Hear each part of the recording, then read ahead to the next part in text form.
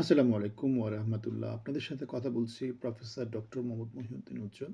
বাংলাদেশের অর্থনীতি, রাজনীতি, সমাজনীতি নিয়ে আমাদের কথাবার্তা হয়। আজকে ৩ টা বিষয় অবতারণা করব। একটা হচ্ছে বাংলাদেশে ইন্ডিয়ান হেজিমনি।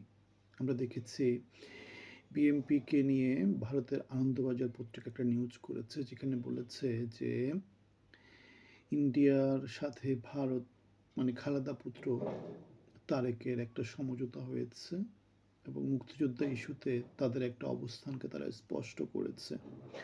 প্রথম আলো এবং ডেইলি স্টারের সাথে বিএনপির যেই বর্তমানে খুব সুন্দর বোঝাপড়া, সেটা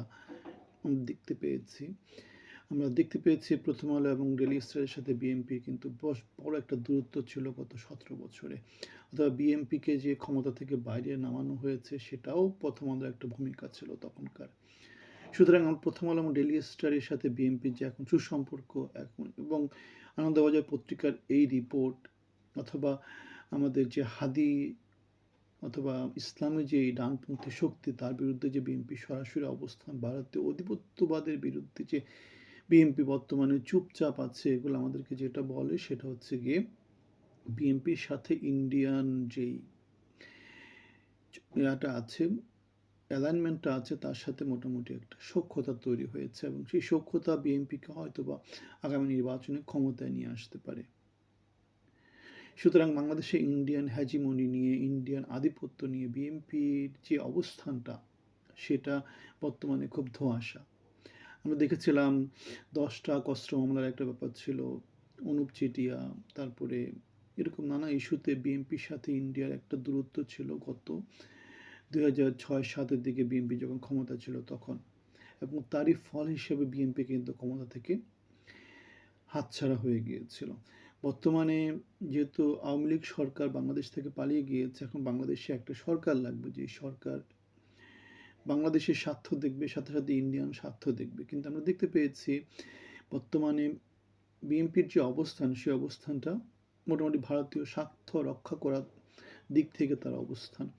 হাদির জন্য যেই একটা সর্বদলীয় প্রতিবাদ সভা আয়োজন করা হয়েছিল, সেখানে বিএনপি জয়েন করেনি, যাতে ইন্ডিয়াকে আশ্বস্ত করা যায় যে না, আমরা ইন্ডিয়ান স্বার্থই দেখব, এমন একটা ব্যাপার।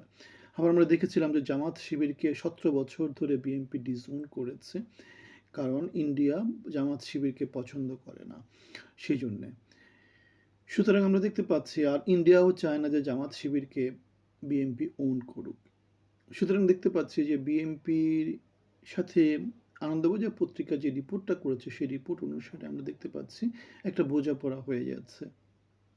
কিন্তু হাদির যে জানাজা হলো, সেখানে লক্ষ লক্ষ মানুষজন উপস্থিতি, এবং তার পক্ষে বা ইন্ডিয়ার যেই আধিপত্যবাদ, সেটার বিরুদ্ধে যে বাংলাদেশিদের বড় একটা অবস্থান আছে, সেটা বর্তমান রাজনৈতিক তালমাটাল অবস্থা অথবা হাসিনা সরকার পালিয়ে যাওয়ার মধ্য দিয়ে সেই জিনিসটা কিন্তু প্রমাণিত হয়েছে।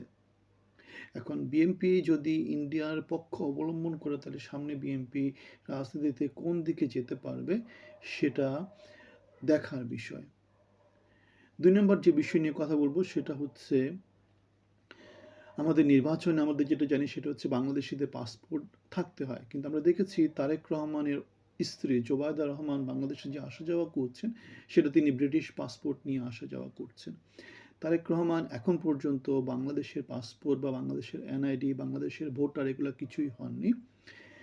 তিনি ট্রাভেল পাস নিয়ে বাংলাদেশে আসতেছেন, যদিও পাসপোর্ট অ্যাপ্লাই করা বা এনআইডির জন্য অ্যাপ্লাই করা খুব বেশি কঠিন কাজ তার জন্য হওয়ার কথা না। তাহলে নির্বাচনে যদি তিনি অংশগ্রহণ করবেন, তিনি যে বাংলাদেশের মন্ত্রী এমপি হবেন, সেটা কীভাবে হবেন?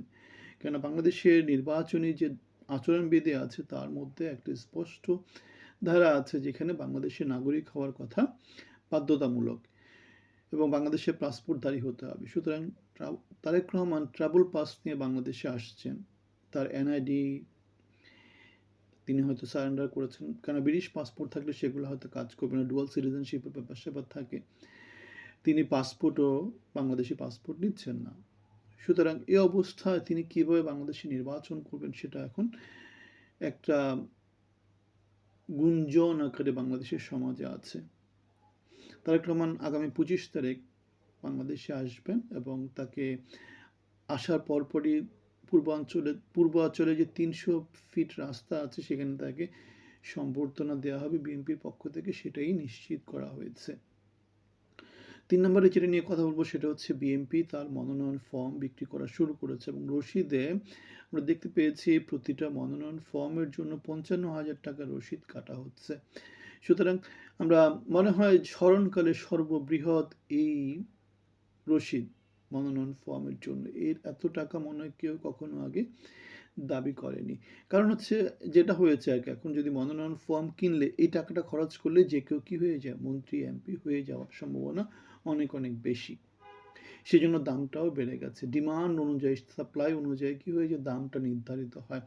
যেহেতু অন্য দল নাই, যেহেতু অন্য দলের ক্ষমতা আসার কোনো রকমের সম্ভাবনা নাই, যেহেতু ফাইট খুব একটা নির্বাচনে এই মুহূর্ত পর্যন্ত দেখা যাচ্ছে না, সুতরাং বিএনপি চাইলে এই মনোনয়ন ফর্মের মূল্য হয়তো 1,00,000 টাকাও রাখতে পারতো।